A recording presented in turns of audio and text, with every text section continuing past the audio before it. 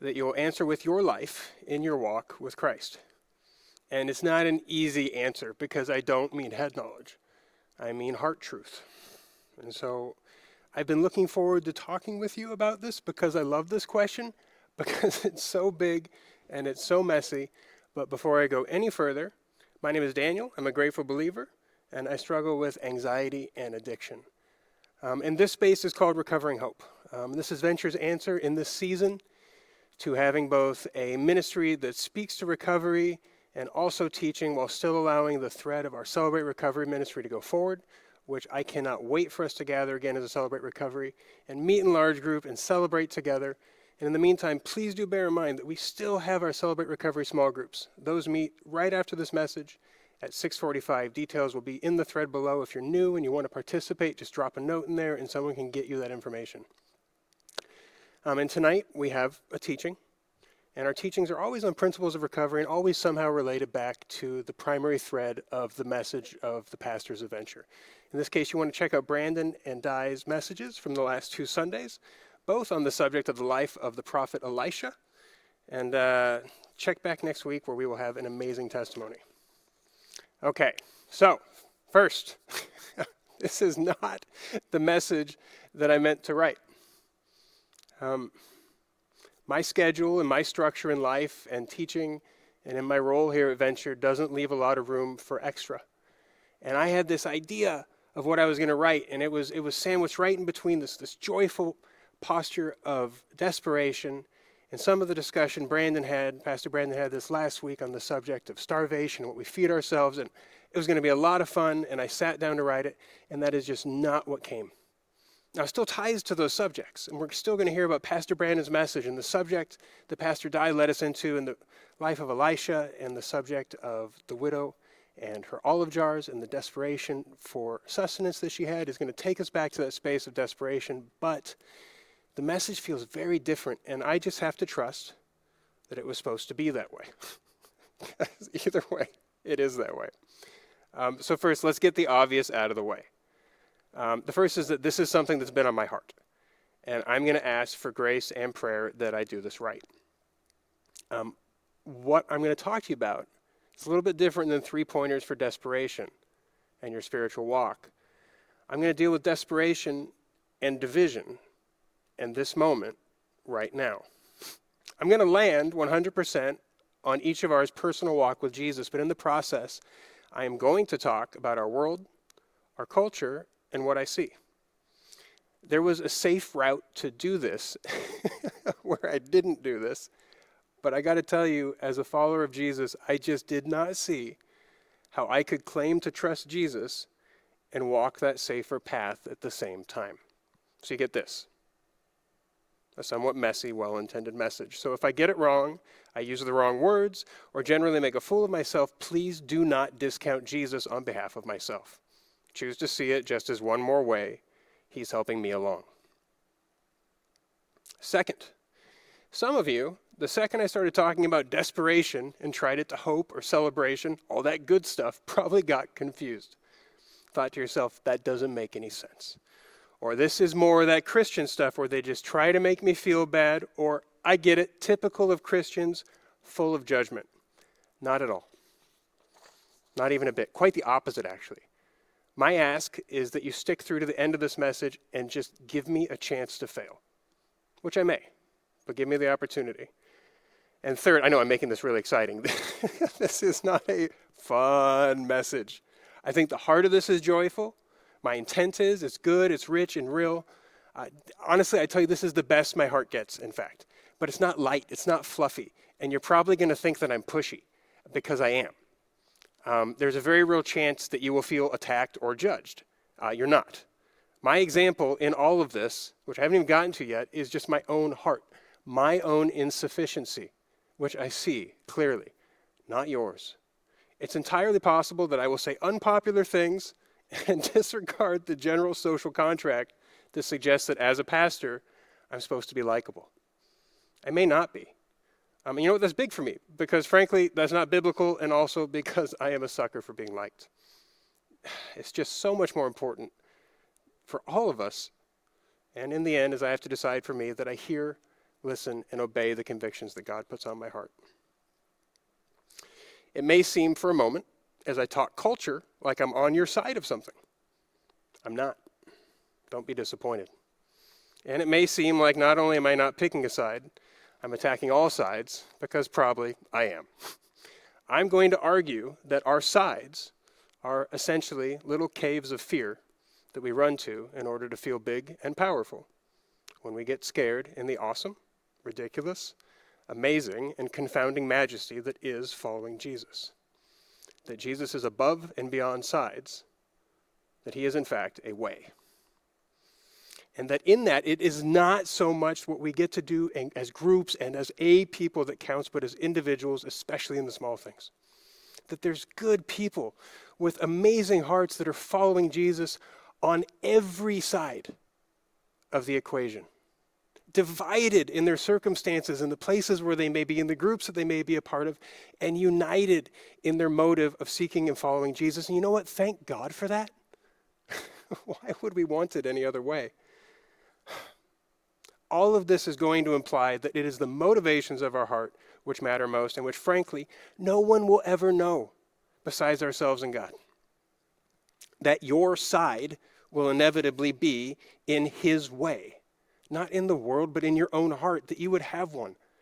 Something that could be a place to entrench or be more important than what God whispers to you by his Spirit in your heart. And so if I piss you off, I'm sorry. But here's the thing. I don't know you. I'm in an empty room. There's not even a camera person in here. It's all me. Isn't that amazing? This crazy future world we live in. So strange, this life. And this season in particular, because I know, just for a fact, whoever you are, wherever you are, that you just went through the same thing I did. And to some extent, you still are. And I haven't heard many people comment on it yet, but it occurs to me that as a people, we just walked through one of the very first events where we have all shared worldwide the same basic thing in real time. And I'm not saying it's over. And for some, it may be just getting started based on circumstances, and I'm not trying to discount that. But it's not what I mean. I'm talking about how a month or two ago, there was a moment. There was a moment when in unison, all at the same time, the whole world realized at once, no matter what they thought of the particulars, that this is happening. And the bottom fell out. Billions of people, all at once, everyone, everywhere, in a sudden, unexpected, existential crisis. And some thought, we're all going to die, in fear of a horrific virus that is horrific and has killed hundreds of thousands, and afraid of its potential. But all others saying, hey, we're all going to be poor, the market's collapsing, and everyone started selling everything. And yet others, people thinking that those first two groups of people are going to cause the very things they're afraid of, and then some yet more, like myself, that managed to be frightened of all three of those things at the same time. I am by no means better than anyone. I get you. You're my people. And what I'm saying is, in that moment, we were given a gift, and that gift is the gift of desperation. So it doesn't look like it at the time. At the time, it was just scary, like in the upside down part of the roller coaster. But for a moment, right then, the whole world pulled together. Even though everyone was afraid of different things, momentarily, mostly, we united. People flocked to a digital church. Famous musicians that did not know each other gathered together and made music. Minds opened. Why? Because we were scared. Because we were desperate. As Pastor Brandon said yesterday, we were starving. Starving people look for something to eat, and in that moment we had a famine of security all at once. If you were on planet Earth in March, you faced a change in your equilibrium. Now sure, there were probably a few folks under rocks, and a few others so at peace with God that it didn't ruffle a feather, but I am neither of those things. I, like so many others, got scared. Let me tell you about that. I got scared for the people around me. I got scared of the people around me. I got scared of economic ruin. I got scared of missing out on economic opportunity.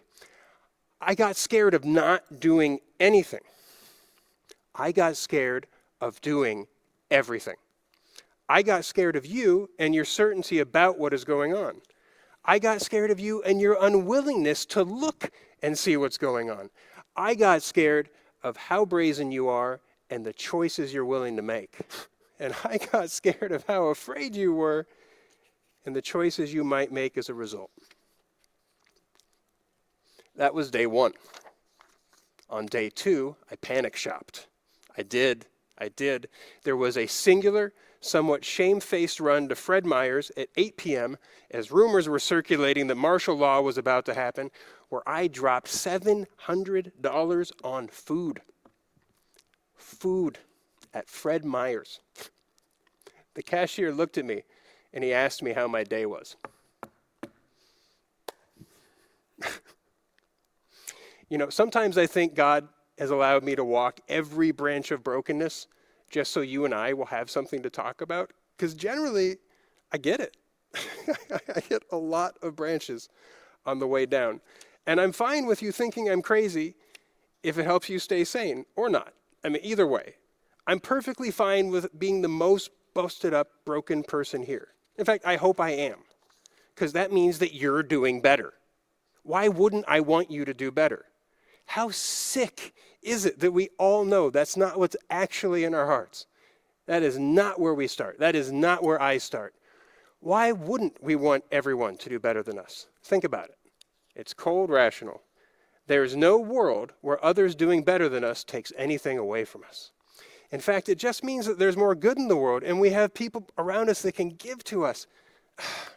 The worst sinner that ever came to Christ, the very worst one, whoever that is, that person received the greatest gift ever given.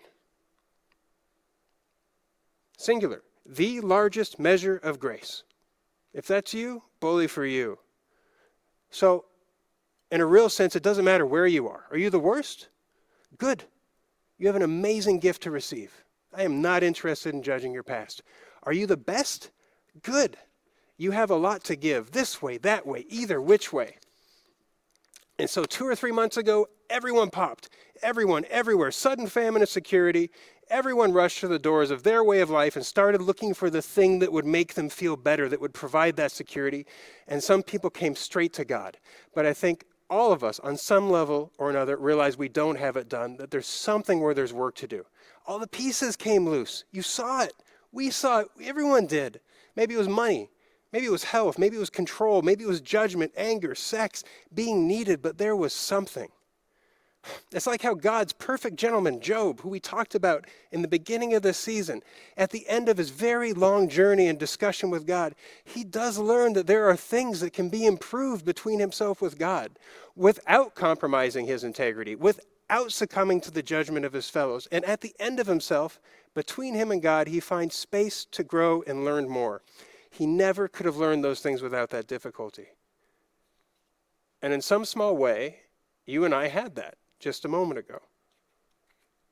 And so what did you do? Were you desperate? Are you still? And so the people ate, like Brandon said. As the doors of everyone's home open up, we're going to find that a lot of people ate the wrong stuff. They found ways not to find security, like alcohol, sex, media, money, control, abuse. Theory of everything A, equal and opposite theory of everything B. Anger and distrust of people group C. Anger and distrust of people group D. Anger and distrust of people group C, accepting those that correspond to theory of everything B. And on and on and on. There's no end to that. But some of you ran to God and stayed there. And for a moment, right at the beginning, especially when the musicians started making their music, and before we all walked too far into our theories and efforts to figure things out, we were mostly united. And instead of being against each other on partisan subjects 1, 2, or 3, we were for stability. The cat and dog people were suddenly just people with pets, and it was good. And so for a moment, the media didn't seem to be pointing figures. Facts were reported as decisions were made, and everyone's life got very real, very fast, and that was it. And in retrospect, though it was terrifying, it was amazing. And like youth being wasted on the young and early recovery being wasted on the recovering, I'm going to suggest that in that space of broad and universal fear, there was somehow peace. There was peace. As we stopped for a moment tearing each other down, so distracted by everything collapsing around us. That doesn't have to change. But it is. It's changing right now. Now, some of you are probably going to accuse me of preaching a political message, and that's fair. But I'm going to argue that every message is political. Ignoring something is still a way of interacting with it. My contention, right or wrong, is that there is no avoiding this. And my point is not to choose a side. Far, far, far from it. My point is to be united and unified to Christ as individual humans and as that as a people. My point is that if he leads your heart to an expression of this side or that, good for you. Go with it. My point is to choose it first as a way and let that lead you. I'm not against you if you choose cats, and I'm not against you if you choose dogs. I am for you in surrendering your heart to Jesus. Personally, guess what? I don't like cats. So what? I just don't see that as being the relevant thing. My point is to choose a motive. 2 Corinthians 10:3 says, "For though we walk in the flesh, we do not war according to the flesh. For the weapons of our warfare are not carnal, but mighty in God for pulling down strongholds, casting down arguments, and every high thing that exalts itself against the knowledge of God, bringing every thought into captivity into the obedience of Christ." If I choose a side here, I'm fighting the wrong war. There is no side here in this carnal place that doesn't contain high things that exalt themselves against the knowledge of God. 2 months ago, when the high drama was the toilet paper and the Costco runs, all of it seemed too ridiculous to entrench. People saw themselves and they dealt with it. But now, cat people and dog people are getting at it again. I feel crazy and I can't stop them. I can't stop you. But if we're willing, with God's help, we can stop ourselves. In that, we could maybe even be cat people and dog people living together. Pet owners united in common posture. I'd like that, though I am allergic to cats. There is that. Because that is the war, not against allergies and cats, but against that spiritual space. That is always the war. Because it is a spiritual war every single time against those elements of myself that are for anything but God, for God. Let me repeat that. The war is against the elements of myself that are for anything but God, and I fight that for God. I am not fighting you. There's no one in the room. I don't even know how many thousands of cubic feet in this room. I am the only human being in here. I am not fighting you. I am fighting me. And I forget that so easy. I start to think that these conspiratorial people over here are the enemy, or that these people over here talking about these conspiratorial people are the enemy. I can't believe I do this.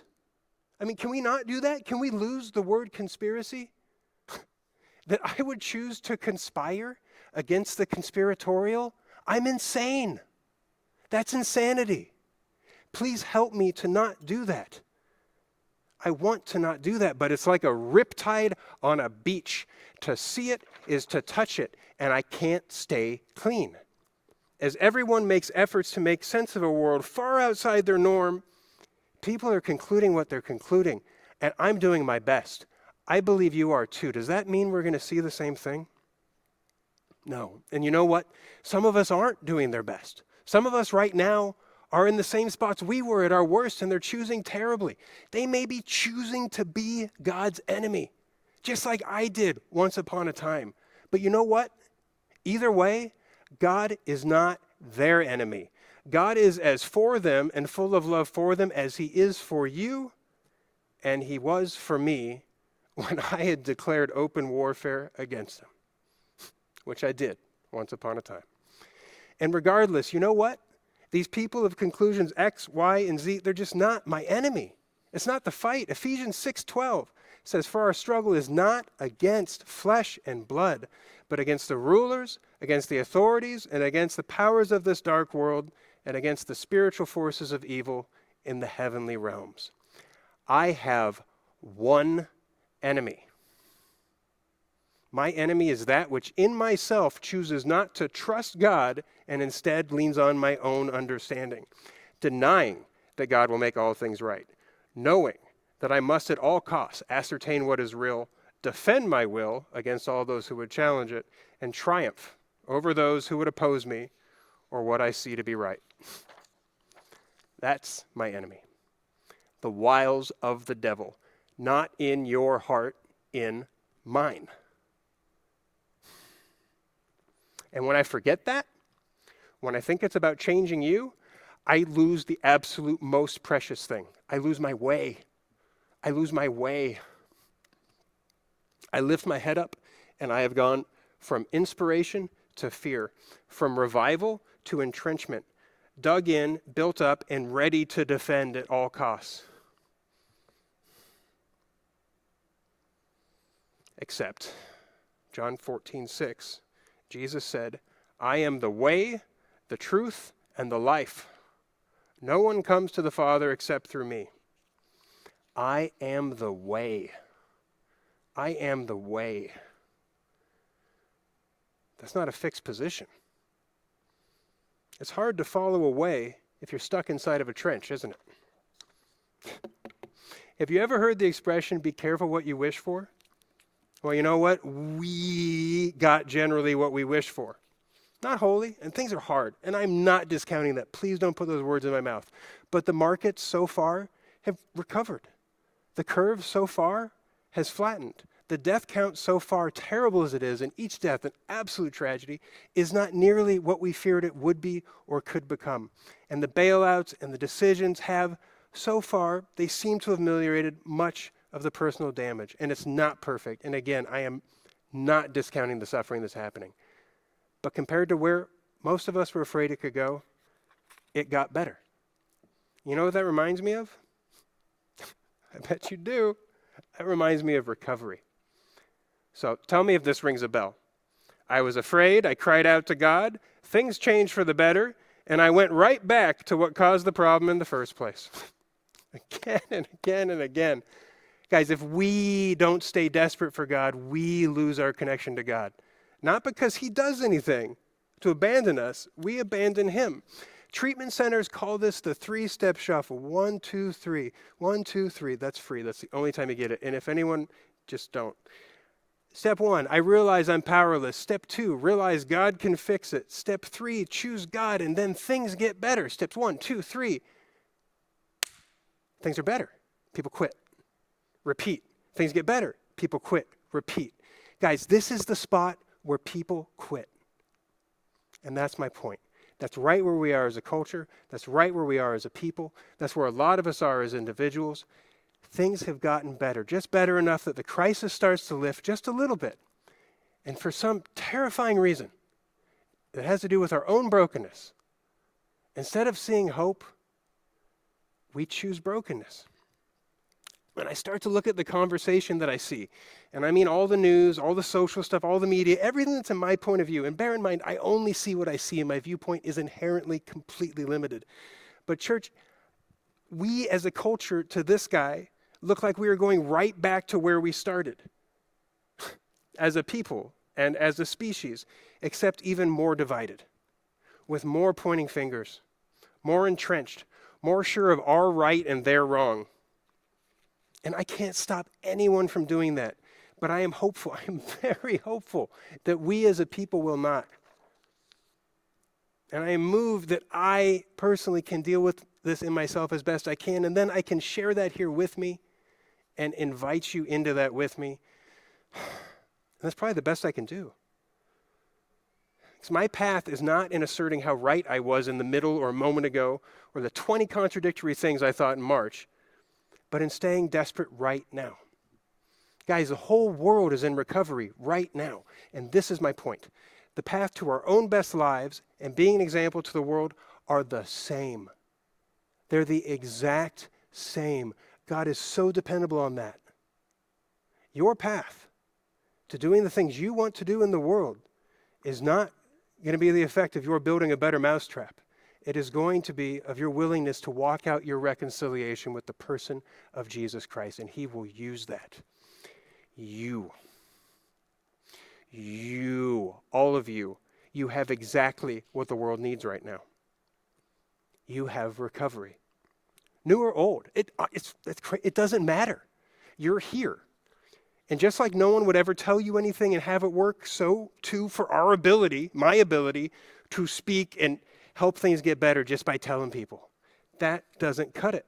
You cannot pressure people to loosen up and have it work, and you cannot judge people and not be judged. If you want to do this, you have to do it. If we want to do this, we individually and corporately have to show the world. We have to be the thing. And that means being desperate. Because otherwise we forget. Because it gets better. Because it gets better and we're not desperate. The pain goes away and we don't think about the wound. That's normal. We have to build and cultivate habits and disciplines of desperation because it gets better. So we can sit on the mountaintop with him and still be desperate for the next thing he has to say, even though it's amazing. Do you want that? You can have that. But you know what? This is where people quit. Because it gets better. It gets better. So this is where the finger pointing starts. And it gets better. So this is where people leave God on the path saying, I've got this. A word? You don't got this? We have to have a way. Without it, we're worse off than before. The Bible is full of illustrations. 2 Peter 2:22, a sow that is washed goes back to her wallowing in the mud. Proverbs 26:11, as a dog returns to a vomit, so a fool repeats his folly. Matthew 12:45, Jesus tells us, when an unclean spirit comes out of a man, it passes through arid places seeking rest and does not find it. Then it says, I will return to the house I left. On its return, it finds the house vacant, swept clean, and put in order. Then it goes and brings 7 other spirits more evil than itself, and they go in and dwell there. And the final plight of that man is worse than the first. We have to fill the house. So here's the thing. I step from the path. I lift my head up, thinking that I'm in there with God. I love that space. And I realize I'm not. Somewhere I left the path. I had this happen Saturday. And I did it before that. And then before that. Realizing where he is and that I need to move to follow him. That's my walk. My walk is that movement. How can I follow Jesus if I'm convinced I'm in the exact right spot and I shouldn't move? How can these things correspond? Now, mark me, we're supposed to see that this is hard. We're supposed to recognize that we cannot do this. We're supposed to realize that we never could, never would, ever do this on our own.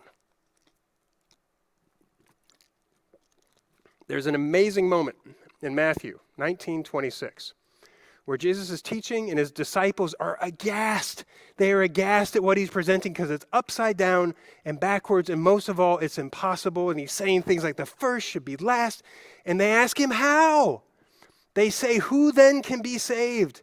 Jesus looked at them and said, with man, this is impossible, but with God, all things are possible. And that's the moment. That's the pearl of great price. That's our most valuable commodity, that which keeps us open to God's voice and able to follow him, that which allows us to hear his words rather than our own conclusions. It keeps us hungry for the right food, so that as the world starts to point fingers and entrench deeper and deeper into justifying their sides, you and I will be willing to, Proverbs 3, 5, and 6, trust in the Lord with all your heart. Lean not on your own understanding. In all your ways submit to him, and he will make your paths straight. Are you willing to walk forward as these doors open, as everyone comes out of their houses in the space of brokenness and worship and choices they've just made while they were isolated and frightened and starving, as Pastor Brandon said, and serve them? Matthew 9:35-38 says, "The harvest is plentiful, but the workers are few. Ask the Lord of the harvest, therefore, to send out workers into his harvest field." Are you willing to be those workers? Because there's work. Everyone always thinks it's late in the day. It's not. It's not late in the day. You're not too late. You are right on time. There is a tremendous adventure in front of us, in the individual hearts and mind just ahead of us, as they grab onto the very gift you've been holding so precious, that you've been reaching, that you've been seeking. I know you may be tired. I am asking you to join your church, larger church, Celebrate Recovery, all the ministries of it, and see that this is a ground floor opportunity to get in on serving God's people as he calls them out of a season of brokenness like we have never seen on this planet. It is unprecedented. Not what just happened. I get what I get about that, and maybe I don't, and I don't care. I don't need to be right. What's unprecedented is what happens next. That is just as unprecedented, and I don't hear people talking about it. So if you're new, welcome. And if you're an old friend, I am glad we are on this path together. And I miss being in the same room with you, because this thing, with me alone in this room, this is not the thing. I am very excited for tomorrow. I'm desperate. Were you desperate 2 months ago? Are you desperate still? That desperation is a gift, and it's not one intended for you. That's the easiest part about it, is that you know why you have it. You have it so you could give it to others and glorify God and others, every time. It's intended for everyone, everywhere. And right now, as these houses are being locked, as people start to explore this new season of life, you, by virtue of being here, have a rather remarkable opportunity. And it just doesn't matter where you were yesterday. It does not matter. Maybe you were on heroin. Maybe you were in church. Maybe both. Those aren't the questions. Are you willing to follow Jesus is the question. Are you willing to give the gift he gives you to others is the question. Are you willing to do the heart work to preserve your desperate need for him? And if you're wondering, after everything, just where in this long, rambling message do I get my biblical basis for desperation? Matthew 5. Blessed are the poor in spirit, for theirs is the kingdom of heaven. The very first thing Christ had to say when he had something to say. The very beginning of the Sermon on the Mount. And note that in biblical times, the way lessons were structured and the order of things, it was so important. This was the thing he had to say. This was the key. This was the key to unlocking the door to the kingdom of heaven. Right before this, he said, it says, then he opened his mouth and taught them, saying, and the Message translation records it this way: you are blessed when you're at the end of your rope. With less of you, there is more of God and his rule. My read, desperation is where it's at. Desperation is the entry point and passport to your participation in the kingdom of God. Now, mind you, we don't get thrown out, but we leave. I leave God's kingdom on a daily when I forget my need for God. Have you considered that God did all of this just to get your attention? And if so, does he have it still? Let's not waste that. Cling to this poverty of spirit. Oh God, sink my battleship and give me a lifeboat of desperation. Help me to build desperation for God. Help me to build disciplines of desperation that can resist both storm and bounty. God, please help me to accept that this will be tested and to stand in that gap. And then friends, let us do both. Let us be a people set apart by the fact that we do this. Not because we all agree on dogs or cats, because we won't. Division comes, and division is both the mark of our enemy and something our God tells us clearly will happen as we try to understand him and walk this out. Division comes, but how we deal with that division says everything about us. Are we entirely invested in our walk with our own understanding or in our walk with Jesus? And if we all unify in walking with Jesus, never minding our love of cats or dogs, we can be one people that looks a little bit different. As we do this, individually, as persons, you do you, I'll do me. And then by default, because of that, as a people, we will show the world something profoundly different. Something that just doesn't make sense with all the finger pointing, all the blame, all the entrenchment in the world. United in our pursuit of Jesus, even when that pursuit takes us different places. Paul said of the purity of his intent in coming to the people of Corinth that he, and this is 1 Corinthians 2:2, resolved to know nothing while I was with you except Jesus Christ and him crucified. What's going to happen next? I don't know. What about theory A and theory B? I don't know. What about theory A factored through person group C? I don't know. What do I know? I know Christ and him crucified and the simple fact that I don't got this. I really, really don't. And that's my job, to be above the many, many, many things that I don't know. And I could descend into them and I could make arguments, and it would be the very strongholds that I'm encouraged to give over to the power of God. To know without fail this one precious, perfect thing, to peel it back there again and again and again and again. Christ and him crucified, in my desperate need for that. Open-handed, unentrenched, desperate for God to show up. Thrilled that he does again and again and again and again. Living in a space abandoned to the miraculous, desperately in need of the miraculous, and in that, seeing it.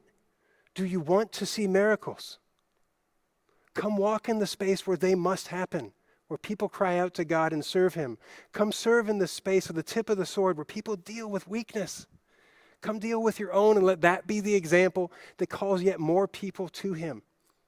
And then stand there and walk and talk with someone that seems and feels like a younger version of you as they come to the same moment of need that you did, and you find a whole new level of desperation again. Do you want to be a part of that story? I can't believe it's this good. But it means something. It means letting go of convincing others that we are right and instead showing them by our unity, our desperation, and our grace that Jesus is. Thank you for walking with me as I shared this with you. Guys, I got to tell you, a great first step you can take into this space of desperation, especially if you're new, is participate in our small groups. They start in just a few minutes. Drop a note in the comments. If you're a dude, message one of the dudes that spoke. If you're a lady, message one of the ladies, and they'll get you hooked up with the right group. And it becomes a space where you can do this, because this is something we do together. Our small groups are a safe space where men with men and women with women can dive into weakness and explore the space where they need to share what God's doing in their life, and we can all do this together, because this is not the thing. A guy talking to an empty room is not the thing. You sharing your heart with another human being and watching God work miracles in the middle, that is the thing, and I miss that thing. Ministers and leaders of Venture Church Celebrate Recovery, I love you guys. I can't wait for this season to be over. I am excited for the future. And thank you for letting me share.